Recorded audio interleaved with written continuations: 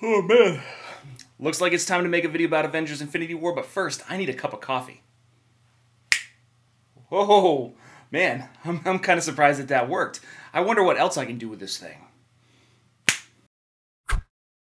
Evidently, it can help me take a shower, get me shaved, and then change my t-shirt. But it also sent me to Avengers Infinity War to see it for the third time inside IMAX. And what I'm going to be talking about right now is the Avengers Infinity War spoiler review. I'm going to be talking about everything that you need to know. So we've got 5 different things that you need to know from Infinity War, 5 different things that you're going to be looking out for Avengers 4, and then a couple different theories that I've really got that are going on. But I'm Stan, welcome to Detail Comics, where we go over comics in detail. This is, again, the Avengers Infinity War review. So I'm going to let you know right now, spoilers are going to abound as soon as I take off.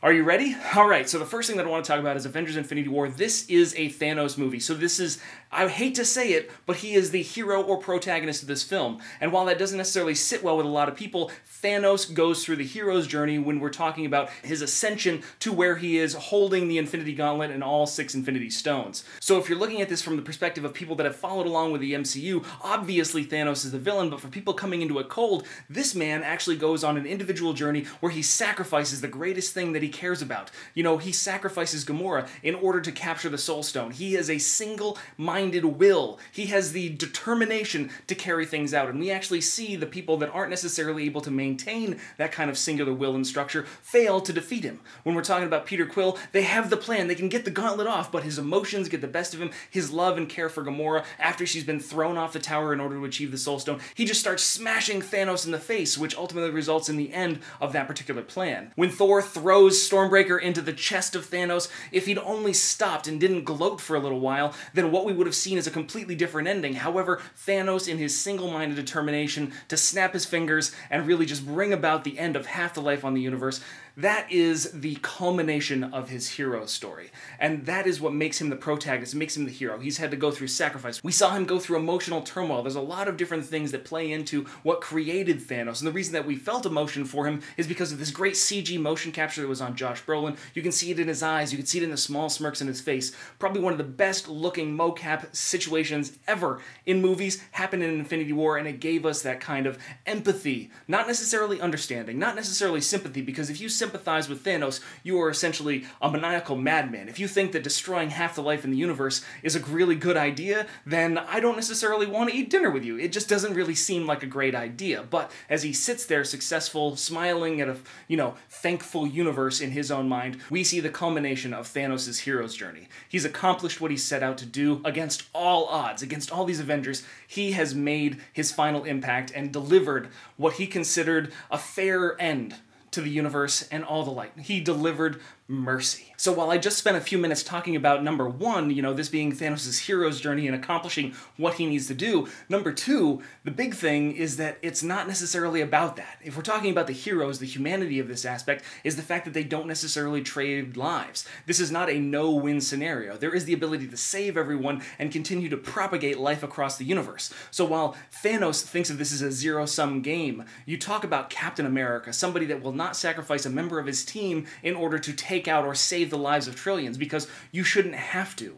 You should not have to trade one life for another life. You should be able to come up with a better solution, move yourself forward, and that's where it comes down to personal sacrifice. So while Thanos did make small personal sacrifices, he sacrificed the one thing that he loved in Gamora to get the Soul Stone, he didn't necessarily make the large personal sacrifice. He wasn't ready to lay his own life down on the line to create that balance inside the universe. He snapped his fingers, and everybody else except for him had to be weighed on those scales. So it's not about the personal sacrifice. The personal sacrifice is what comes from the hero's point of view. When Vision says, you have to do it, it is what he wants to do. He is making that choice to end his life to save trillions, not necessarily having the strong iron will in order to do that. Your humanity can't be sacrificed in the pursuit of success, and that's point number 2. Number 3 is that this is actually a standalone movie. So while a lot of people are calling this part 1 versus part 2, if you take a look at it in its entirety and in the journey of Thanos, it is actually a singular film that you can watch in one sitting and still get a lot out of. So while there are a lot of ramifications that are going to have to be dealt with in Avengers 4, Avengers Avengers 4 is essentially going to be the perspective of the heroes making their final hero's journey.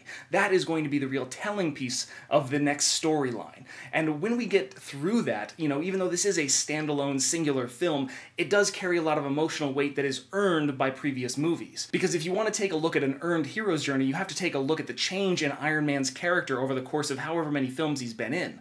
Between the stories of Iron Man 2, Avengers, Iron Man 3, Avengers Age of Ultron, Civil War, and then his small cameos inside Spider-Man, it's just one of those things where you see Tony evolve. First, he is some sort of uncaring weapons dealer. He deals with his own humanity, his own mortality inside Iron Man 2. Inside the Avengers, he realizes that he's not alone and that the Earth is not necessarily this singular point of focus that he should be dealing with. And then burdened with this, he has to deal with his own trauma and reconcile that. And one of the ways that he does that is to try and create the Ultron program inside Avengers Age of Ultron. His method of protecting, creating a safe shield for the world. And what he does is he moves that forward into Civil War, where he's talking about registration. So while he wasn't able to create this army of sentient robots that was going to protect Earth, he's got to take measures into his own hands and then create this restriction on other people so that way they don't necessarily deal in the darker side of heroism.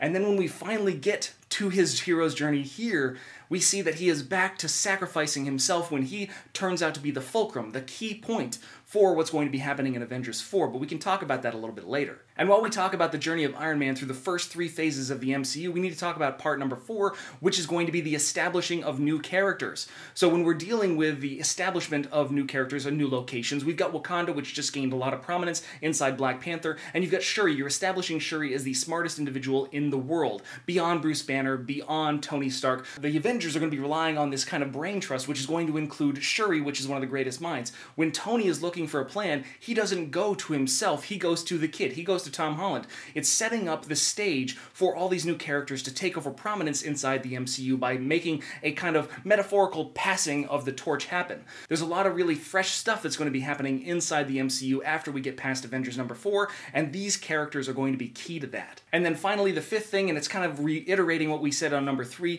and that is that this is an experience best viewed in context of the rest of the movies. If you want to have the most emotional impact, you're going to have to watch First Avenger, you're going to have to watch Winter Soldier, you're going to have to watch Civil War in order to understand the arc between Tony Stark, Steve Rogers, and Bucky Barnes. If you want to understand exactly what Iron Man's feeling when Tom Holland fades to dust inside his hands, you're going to have to watch Iron Man 2, Avengers, Iron Man 3, Age of Ultron, Civil War, Spider-Man Homecoming. You're going to have to see that character through the arc. If you're talking about Hulk and how he's kind of like impotent when it comes to creating this big green monster, you're going to have to watch Thor Ragnarok. This is the second part of a 3-part series. Avengers 4 is going to deal with the other part of Hulk's personality. So this is an emotional roller coaster that is good from the beginning. But when you add in the counterparts of one of the greatest cinematic universes ever created, this is something beyond an experience. This is something that transcends the idea of movies because it creates a singular experience that is only enhanced by the things that come around from it. And there's so much resource material that you have to dive into that you could spend months just going through the MCU and picking out little pieces and how they kind of relate to each other. It's a miracle of modern cinema that everything ties into this movie so well. But when we're talking about the other 5 things, these 5 things that you're going to have to watch out for inside Avengers number 4, number 1 that we're going to have to see is how do they get off of Titan? So this is a situation where it looks like we have the Milano, but also we have Thor, who can now call the Bifrost. So getting Tony Stark and Nebula off of Titan isn't necessarily a very big deal. As long as Thor can locate them, or as long as the Milano wasn't destroyed when the moon kind of crashed into everything, then we should be fine, and we should see those 2 heroes back on Earth so that way they can regroup. Number 2, the Vision is going to come back to life.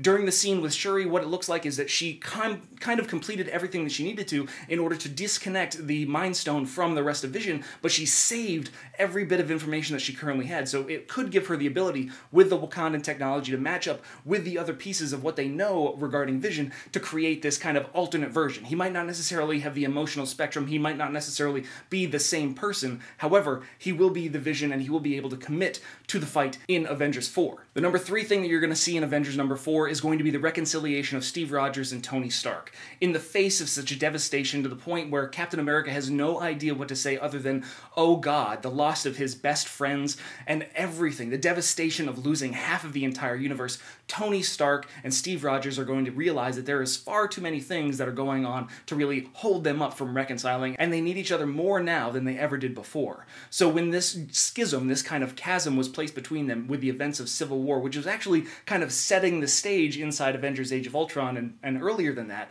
what we find is that these two characters are going to have to come together, and that leads us into number 4. And number 4 is that Steve Rogers, Tony Stark, and possibly another 2 Avengers are going to have to make a great sacrifice in order to reclaim people from the Soul Stone. So when we're talking about locations that we're going to have to deal with, it makes less sense for them to introduce something like a cosmic cube, a god killer armor, something out of their purview that couldn't be introduced organically inside the Captain Marvel movie in order to kind of correct this Thanos problem. When we saw Thanos at the end of the movie, he had basically been hugely damaged, but he did have access to all the stones. However, the gauntlet itself was damaged. His ability to utilize those stones might be suspect. He might not necessarily have access to the same capabilities and powers that he had once before. So that means that we're going to have to find a solution in order to claim everybody back from the Soul World, and we're going to probably see a good portion of the movie taking place inside that space, so that way we can explore it a little bit more. It feels like something that the Russos set up for a lot more prominence. However, like the Red Skull said, a price must be paid, a soul for a soul. So the possibility of reclaiming some of those people from the Soul World before having the ability to kind of like smash that gauntlet and get everybody back at once, that is something that we might have to see in Avengers number 4. And then the 5th thing that we're going to have to see is Captain Marvel. So with the end credit scene of Samuel L. Jackson's Nick Fury and Maria Hill kind of dealing with this aftermath, everybody fading to dust around them, helicopters falling from the sky, he reaches for some sort of modified pager with some sort of Kree technology that shows the symbol of Captain Marvel. So she is going to have to play a big role, which means that you're going to have to watch Captain Marvel. If you want to understand this character and what kind of impact she can make on this fight against what seems to be the greatest power inside the universe, it is going to be very important for you to understand how Carol Danvers, her power set, works. And this is a really interesting thing, because when you dive into Captain Marvel, it looks like they're already cast Marvel, so you're going to get some legacy that's going along with this. You're going to get Captain Marvel, Carol Danvers, and you're going to want to see a little bit more of what she's like inside the comic books. You can start with Kelly Sue DeConnick's run on Captain Marvel, but what it comes down to is that the movie, because everything about the MCU is dealing with its own mythology at this point in time, the movie is really the only way to know for sure. And while we are going to get a much more Steve and, Black Widow and basically anybody that's left on Earth, Tony Stark, there's going to be some serious ramifications. They're going to be the focal point of this. So Carol Danvers isn't necessarily going to overshadow everyone. She is going to become a beacon leading the next generation of Avengers into the future, so that way the old guard can kind of retire. And I think that this perfectly sets up things like, Captain Marvel as her own series. They're going to be launching a new franchise out of Avengers 4, so I'm thinking something like The Ultimates. And then there's a possibility of a spin-off, like, I don't know, I wouldn't say West Coast Avengers, but Young Avengers, which is perfect for somebody like Shuri and a lot of other younger characters, is really within possibilities. But I want to know what you guys think and what scenes really plucked at your heartstrings. When Tom Holland goes, I don't want to go, and I don't want to go, Mr. Stark, and he just falls and turns to dust in Tony's arms, that was something that really got me. It's just one of those earned moments that you wouldn't necessarily know if you weren't a fan of the MCU. So, all you fans of the MCU, like I said, hit me up in the comments down below, and if you like the video, make sure you hit the like button. Don't forget to subscribe to get more news, reviews, and commentary on comic books, comic book movies, comic book TV shows and games, and anything and everything inside the world of comics.